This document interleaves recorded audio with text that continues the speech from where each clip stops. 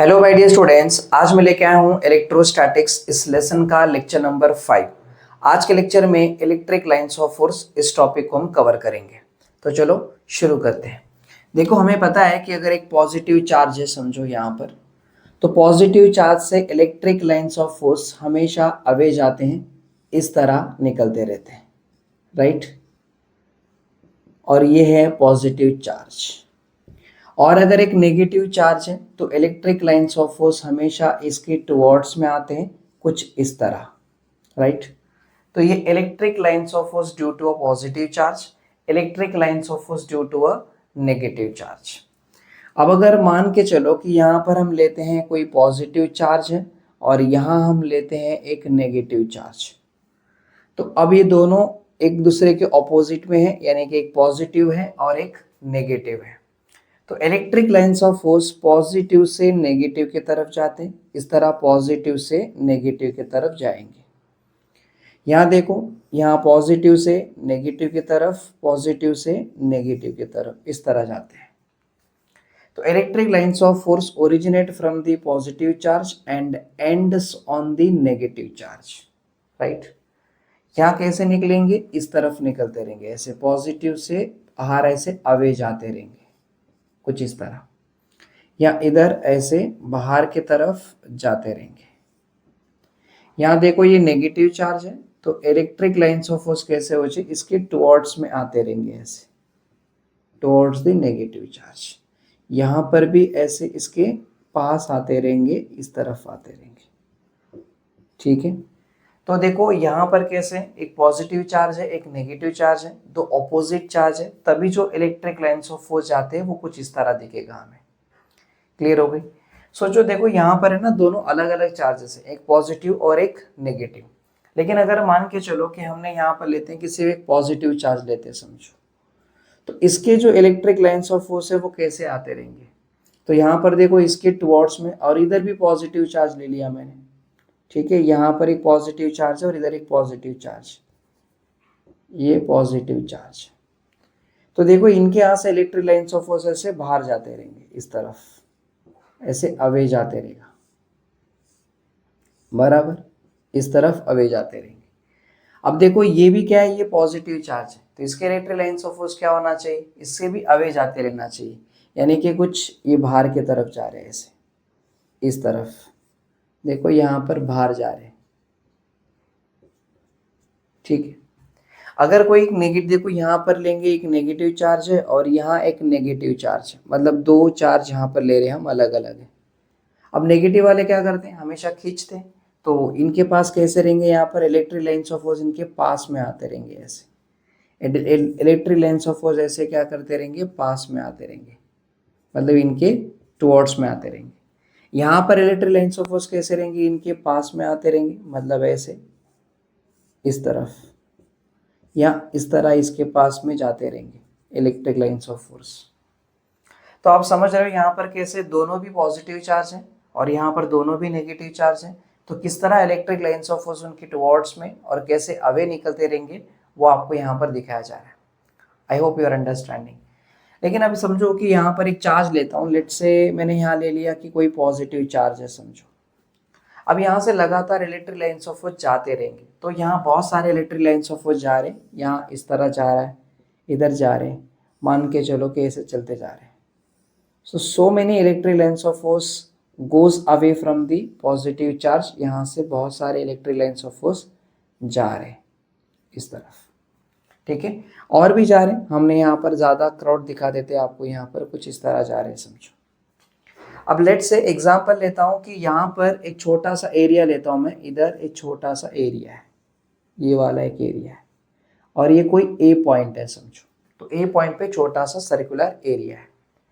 अब जितना एरिया यहाँ पर है उतना ही एरिया मैं यहाँ पर ले रहा हूँ, इधर ले रहा हूँ, समझो, ठीक है। इधर जितना एरिया है यहाँ पर, उल्टा ये एरिया बड़ा दिख रहा है, पर यहाँ पर दोनों एरिया कैसे सेम है, तो यहाँ पर बी पॉइंट है। तो area at A point and area at B point are equal, दोनों भी सेम एरिया है, जितना एरिया यहाँ पर है उतना ही एरिया यहाँ पर है, समझ के चलो, समझा।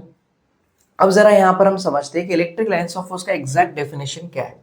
So electric lines of force.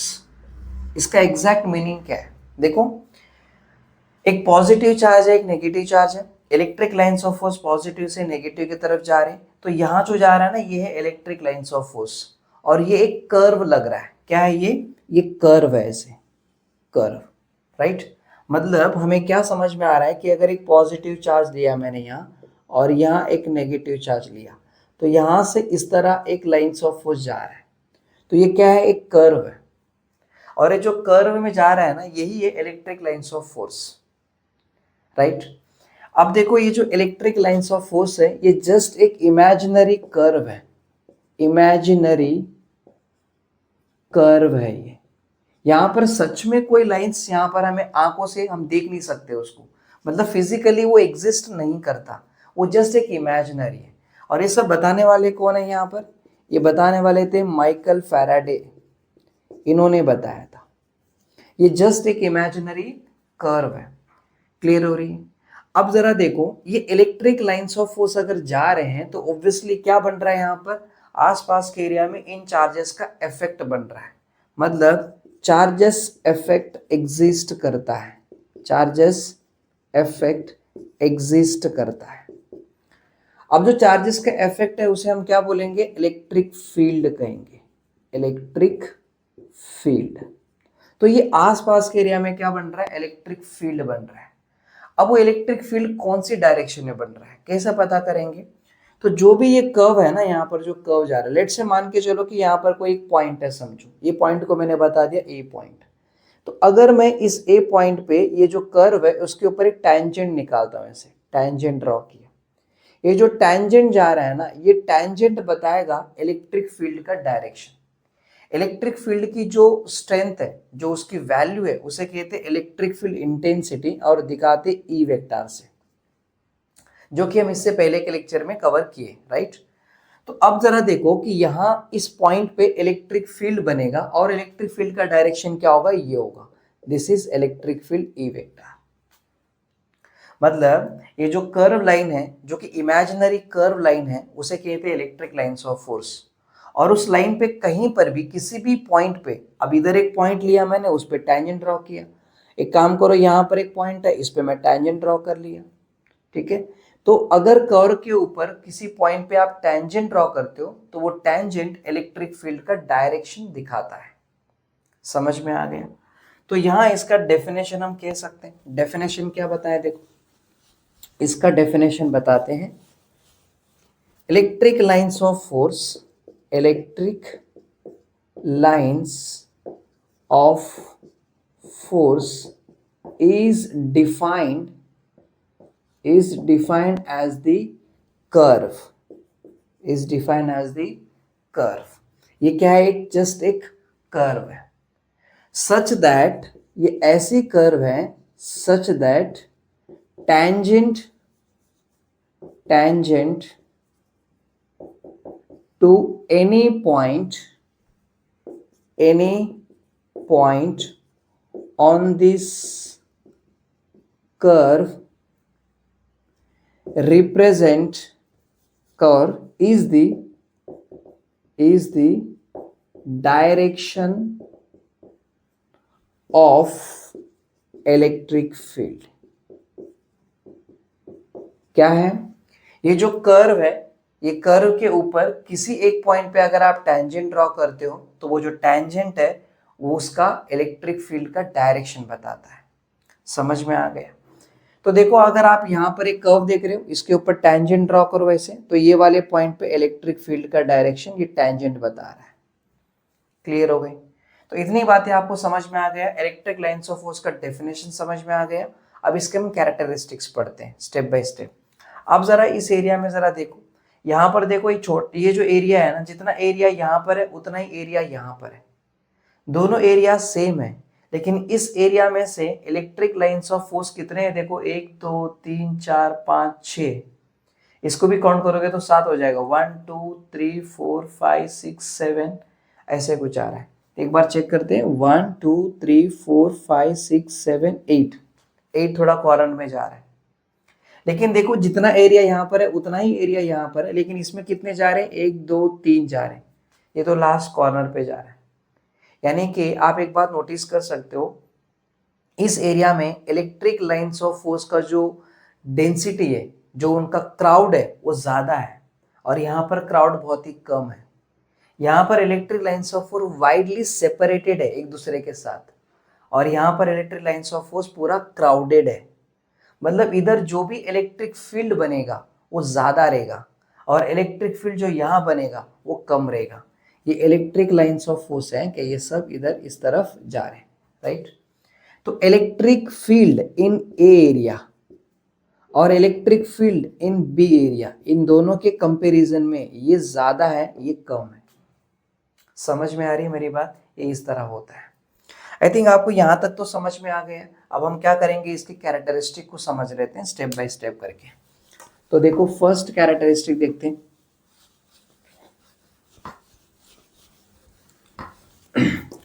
First characteristics ये बताता है कि देखो क्या है यहाँ पर इलेक्ट्रिक, पहले हमारा टॉपिक का नाम क्या है, characteristics, characteristics of electric lines of force. Electric lines of force की जो कैरेक्टरिस्टिक्स है उसको हम समझेंगे। पहला कैरेक्टरिस्टिक्स ये बताता है, पहला कैरेक्टरिस्टिक क्या बताएगा, देखो electric lines of force originates from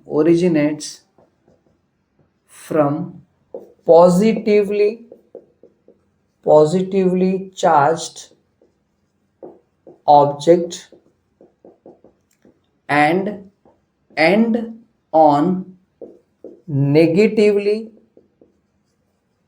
charged object। बराबर है कि नहीं? देखो electric lines of force originate कहां से कर रहा है, मतलब स्टार्ट कहां से होगा, पॉजिटिव चार्ज से होगा, एंड कहां पर हो रहा है, नेगेटिव चार्ज पे हो रहा है। तो it originates from the positively charged object and and on the negatively charged object. समझ में आ गया? Electric lines of force, electric lines of force is neither intersect nor meet each other, ठीक है। it means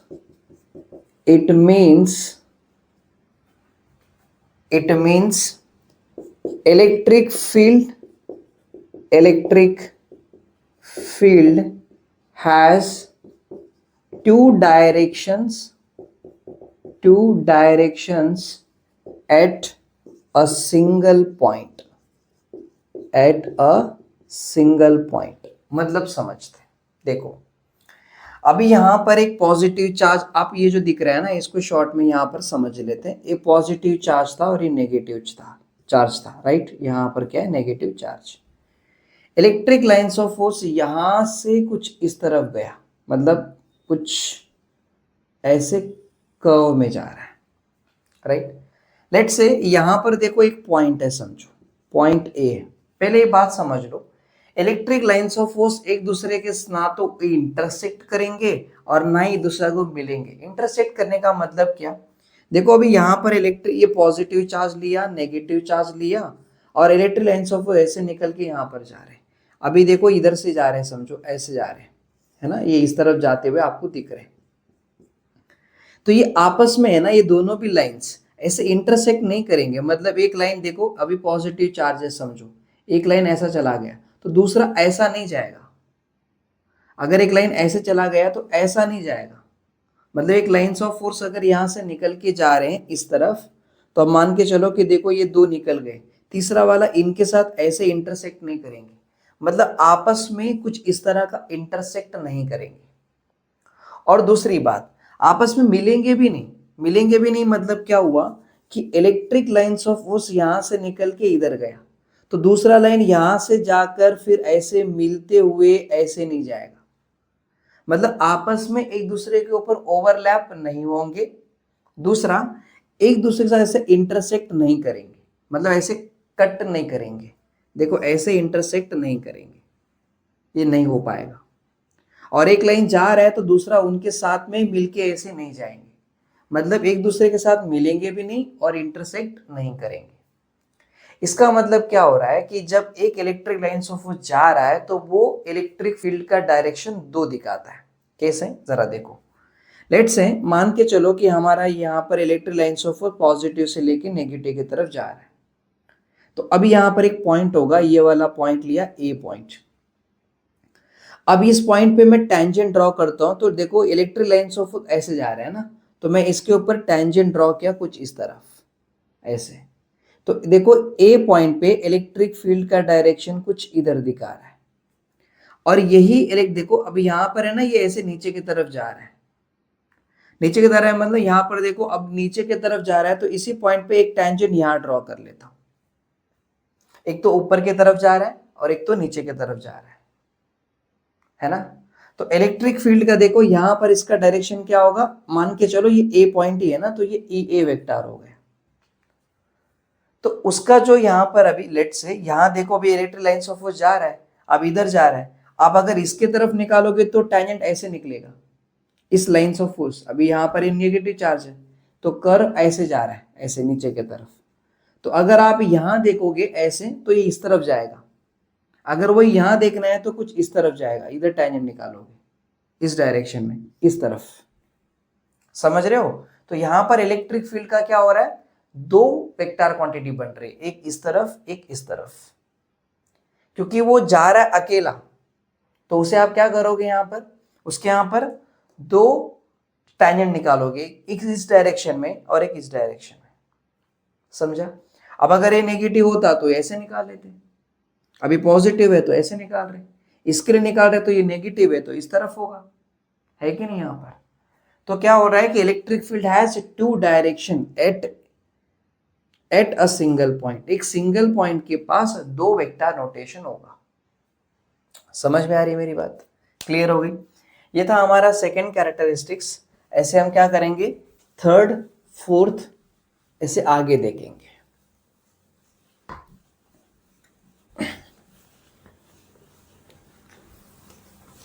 नेक्स्ट देखो third characteristics. Third ये बताता है कि electric lines of force, electric lines of force leaves और टर्मिनेट द कंडक्टर नॉर्मली। अब मतलब क्या है, देखो कंडक्टर का मतलब क्या है, जैसे कोई भी एक ऑब्जेक्ट है, समझो लेट्स से मैंने ले लिया यहां पर कोई स्फीयर होगा, या फिर कोई अगर एक मान के चलो कि एक प्लेन सरफेस है। अब इस प्लेन सरफेस के ऊपर हम चार्ज को डिपॉजिट करके रखा है, यहाँ पर कोई पॉजिटिव चार्ज है, ऐसे बहुत सारे पॉजिटिव चार्ज को हमने क्या किया है, डिपॉजिट करके रख दिया है। ठीक है। अब जरूरी नहीं है किसी पॉजिटिव चार्ज को डिपॉजिट करके रखो, नेगेटिव चार्ज को भी डिपॉजिट कर सकते हैं। मैंने यहाँ पर सरफेस लिया और नेगेटिव चार्ज को डिपॉजिट कर लिया। ठीक है, यहाँ पर ऐसे नेगेटिव चार्ज को हमने डिपॉजिट करके रखे। अब ये बन गए कंडक्टर, ये पॉजिटिवली चार्ज कंडक्टर है, ये नेगेटिवली चार्ज कंडक्टर है। मैं आपको सिंपल समझाता हूँ। देखिए सबसे पहले हम क्या करेंगे, हमारा एक बुक है समझो, ये अब प्लेन सरफेस है। ठीक है, अब ये प्लेन सरफेस के ऊपर हम चार्ज को रख दिए, इधर charge positive positive positive positive positive positive positive positive. ठीक है, अब यहां पर मुझे बताओ पॉजिटिव चार्ज से इलेक्ट्रिक लाइंस ऑफ फोर्स क्या करते, निकलते हैं। तो अब इधर पॉजिटिव चार्ज है, इधर पॉजिटिव चार्ज है, सब जगह पॉजिटिव चार्ज है, तो उसके यहां से इलेक्ट्रिक लाइंस ऑफ फोर्स क्या करेंगे, निकल के जाएंगे, मतलब ऐसे बाहर जाएंगे। यानी कि क्या कर रहे हैं, लीव कर रहे हैं, छोड़ के जा रहे हैं। और कैसे जा रहे हैं, ये प्लेन सरफेस को देखो परपेंडिकुलर में जा रहे हैं, प्लेन सरफेस है और इसके ऊपर ऊपर जा रहे हैं, तो ये 90 डिग्री बना रहा है, मतलब नॉर्मली जा रहा है। नॉर्मली का मतलब क्या होना चाहिए, 90 डिग्री में जा रहा है। लीव्स मतलब इसको छोड़ के जा रहे हैं। अब अगर इसके ऊपर नेगेटिव चार्ज होते हैं तो नेगेटिव चार्ज क्या करते हैं, इलेक्ट्रिक लाइंस ऑफ फोर्स अपनी तरफ लेते हैं। तो इलेक्ट्रिक लाइंस ऑफ फोर्स ऐसे टुवर्ड्स में आएंगे, इसके पास आएंगे, मतलब इसके ऊपर टर्मिनेट करेंगे, ऊपर से आके इसके ऊपर एंड हो जाएंगे। तो अब नेगेटिव चार्ज अगर डिपॉजिट करके रखे हो तो नेगेटिवली चार्ज कंडक्टर कहेंगे इसे, और इसके ऊपर इलेक्ट्रिक लाइंस ऑफ फोर्स क्या करेंगे, टर्मिनेट करेंगे, मतलब आके एंड हो जाएंगे। और कैसे आएंगे, ऐसे आएंगे। ऐसे आ रहे हैं मतलब कैसा आ रहा है, ये सरफेस को परपेंडिकुलरली टर्मिनेट करेंगे, यानी कि इलेक्ट्रिक लाइंस ऑफ फोर्स या तो वो लीव करेंगे या तो टर्मिनेट करेंगे। कैसे करेंगे, यहां पर नॉर्मली। और ये क्या है, कंडक्टर्स है, ये पॉजिटिवली चार्ज कंडक्टर है, पॉजिटिवली चार्ज कंडक्टर हो गए, चार्ज कंडक्टर, और ये नेगेटिवली चार्ज कंडक्टर हो गया। आई थिंक आपको समझ में आ रहा है, ठीक है, क्लियर हो गई मेरी बात। चलो नेक्स्ट अगला पॉइंट पे जाते हैं, हमारा फोर्थ वाला पॉइंट देखो। फोर्थ वाला पॉइंट ये है कि electric lines of force, electric lines of force do not pass through conductors, ये कंडक्टर्स के थ्रू पास नहीं होगा। दैट इज, इसका मतलब electric field inside the conductor is always zero,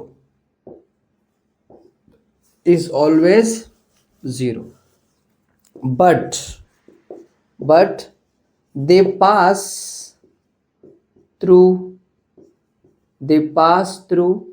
insulator। अब मतलब समझाते हैं, जैसे अगर हमने इससे पहले जो एग्जांपल लिया उसको लेके समझते हैं। अब अगर मेरे पास ये एक ऑब्जेक्ट है, इसके ऊपर हमने पॉजिटिव चार्ज को डिपॉजिट कर दिया, पॉजिटिव चार्ज को इसके सरफेस पे डिपॉजिट किया है। अब पॉजिटिव चार्ज है तो इलेक्ट्रिक लाइंस ऑफ फोर्स क्या करेंगे, यहां से बाहर की तरफ जाएंगे, यहां से बाहर की तरफ जाएंगे ना, तो उसकी लाइंस ऑफ फोर्स बाहर जा रहे हैं, मतलब इलेक्ट्रिक फील्ड बाहर बनेगा, अंदर तो जा नहीं सकता।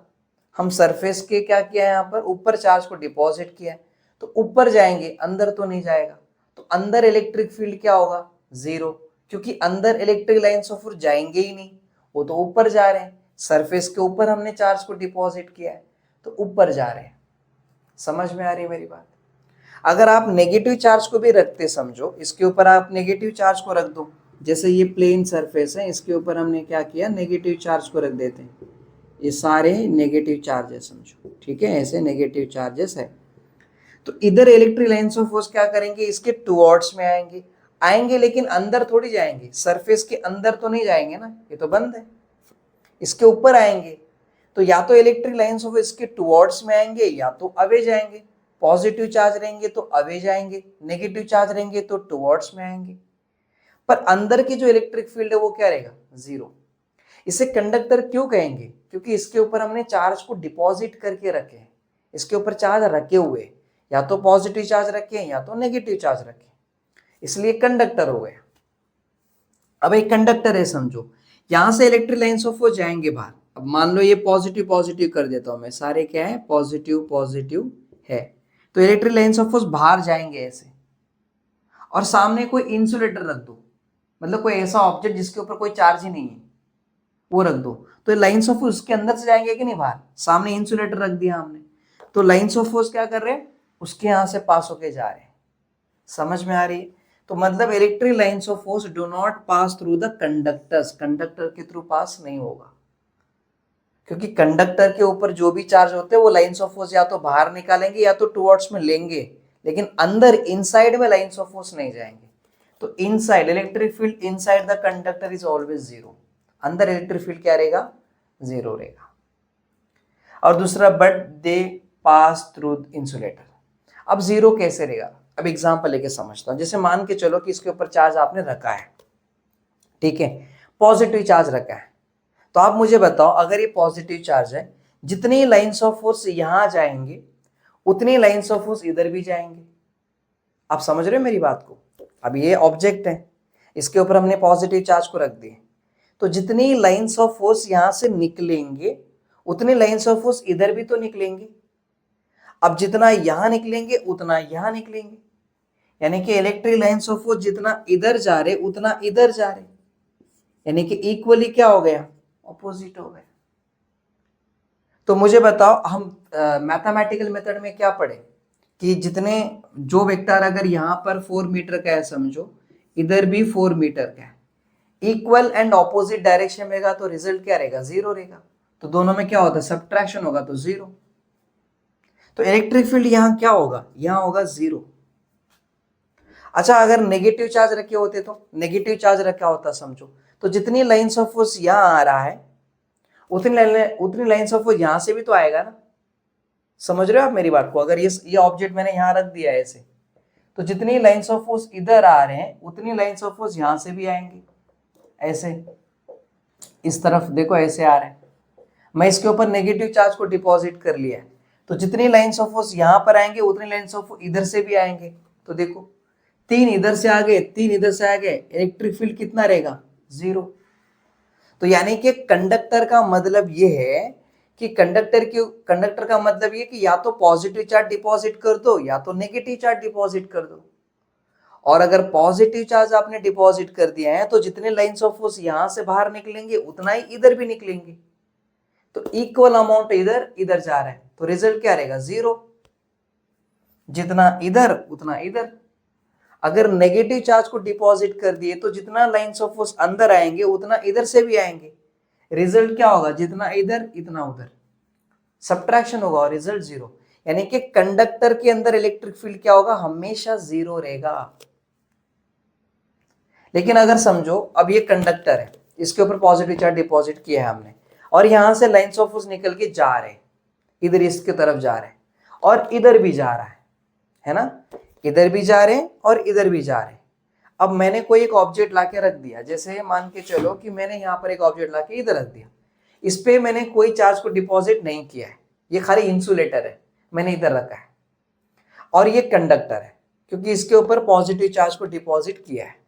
यहां से इलेक्ट्रिक लाइंस ऑफ फोर्स निकल के जा रहे हैं और ये इधर इंसुलेटर है, इसके अंदर से पास होके चले जाएंगे, है कि नहीं? तो इसमें से पास हो सकते हैं पर इसके पास इलेक्ट्रिक फील्ड हमेशा 0 रहेगा। ठीक है, इतना तो समझ में आ गया, आई थिंक आपको समझ में आ रहा है। हम आगे बढ़ते हैं, अपना 4th कैरेक्टरिस्टिक्स हो गया, अब हम जाते हैं 5th characteristics.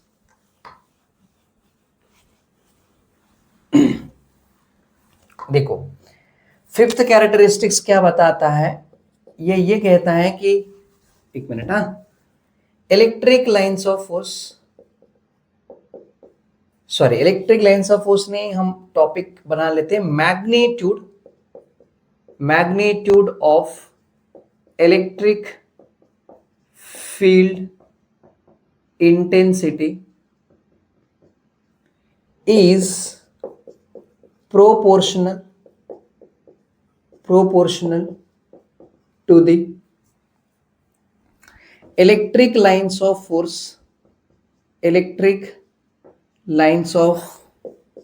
force per unit area of the surface held perpendicular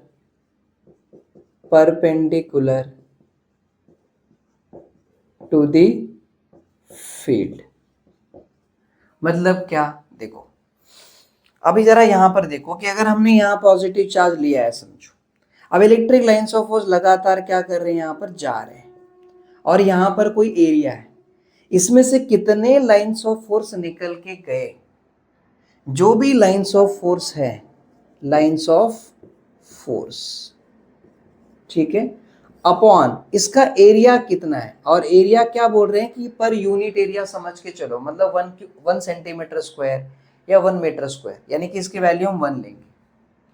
अब चलो ये लाइंस ऑफ फोर्स को है ना हम किससे बताएंगे, फ्लक्सेस पाई से बताएंगे, अपॉन क्या होता है, एरिया।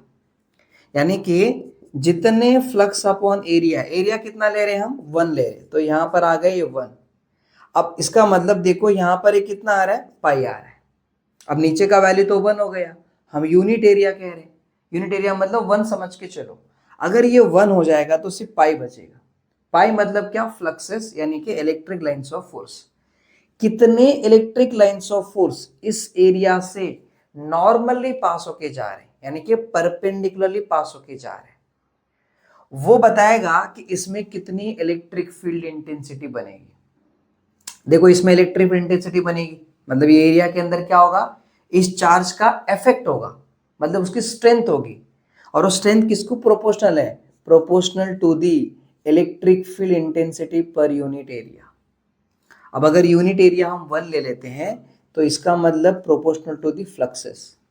जितना ज्यादा लाइंस ऑफ फोर्स यहां से गुजरेंगे उतनी ज्यादा इलेक्ट्रिक फील्ड इस एरिया में बनेगा, और ये area electric lines of force को परपेंडिकुलर में रहना चाहिए, नॉर्मल रहना चाहिए। ठीक है, इसके बारे में हम आगे गॉस लॉ में देखने वाले हैं। अभी बस आप इतना समझ लो कि इस एरिया में से जितने फ्लक्सेस, जितने electric lines of force pass होके जाएंगे उतनी ज्यादा इलेक्ट्रिक फील्ड इंटेंसिटी इसके अंदर बनेगा, और ये है 5th वाला पॉइंट। समझ में आ गया? ठीक है, आगे बढ़े, आगे बढ़ते हैं और अभी 6th वाले पॉइंट को जाके देखते हैं।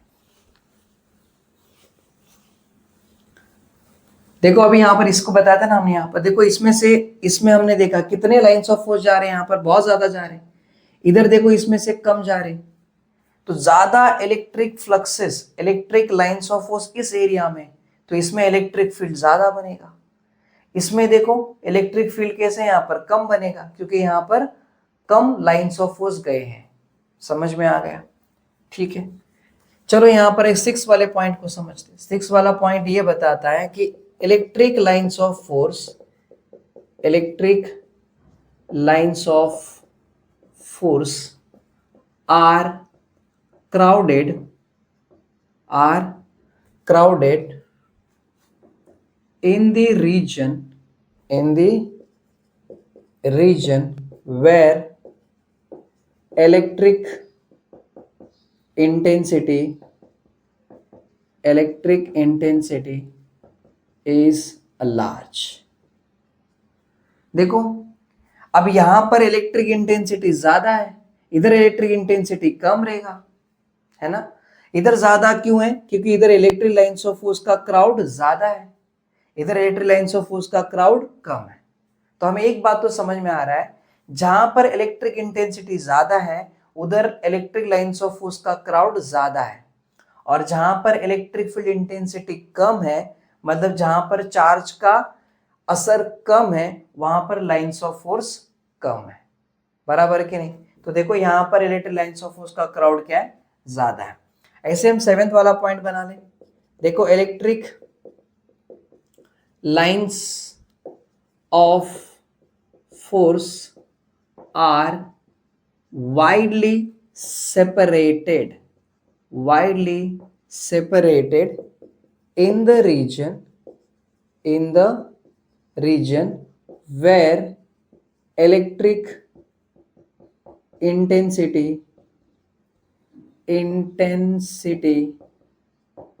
is small।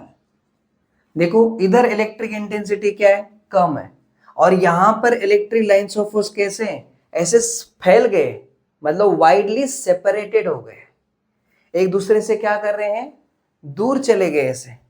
इधर देखो widely separated in the region of where electric field intensity is low, यानी कि स्मॉल। यहां पर इंटेंसिटी कम है, जहां पर लाइंस ऑफ फोर्स क्या कर रहे हैं, वाइडली सेपरेटेड हो गए, और यहां पर लाइंस ऑफ फोर्स पूरा क्राउडेड है एक दूसरे के पास में, क्योंकि इधर इंटेंसिटी ज्यादा है। तो 6 वाला पॉइंट यही बता रहा है कि जहां इंटेंसिटी कम होती है वहां लाइंस ऑफ फोर्स बहुत ही वाइडली यानी कि दूर दूर पे सेपरेट हो जाते हैं, वो 7th वाला पॉइंट बता रहे हैं। 8th वाला पॉइंट ये बताता है कि देखो इलेक्ट्रिक लाइंस ऑफ फोर्स, एक काम करते, इन uniform electric field, electric field, the lines of force are parallel to each other and equally spaced, या spaced equally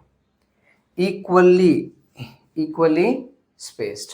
मतलब क्या, देखो जैसे मान के चलो कि अभी यहाँ पर हमने एक सरफेस लेते हैं, ठीक है, या एक काम करते, यहाँ पर हम लिए एक रॉड और यहाँ पर रहते एक रॉड, इस पे पॉजिटिव चार्ज है, यहाँ पर पॉजिटिव चार्जेस और यहाँ नेगेटिव चार्जेस, ठीक है। ऐसे इलेक्ट्रिक लाइन्स ऑफ फोर्स जा रहे हैं ऐसे, इस तरफ ऐसे, बराबर। तो इधर जो इलेक्ट्रिक फील्ड बनेगी वो यूनिफॉर्म रहेगा। यूनिफॉर्म मतलब क्या, आप इधर इलेक्ट्रिक फील्ड निकालो, मान के चलो कि इलेक्ट्रिक फील्ड यहाँ पर कितना आ रहा है, इधर आ रहा है यहाँ पर 5 वोल्ट पर मीटर आ गया।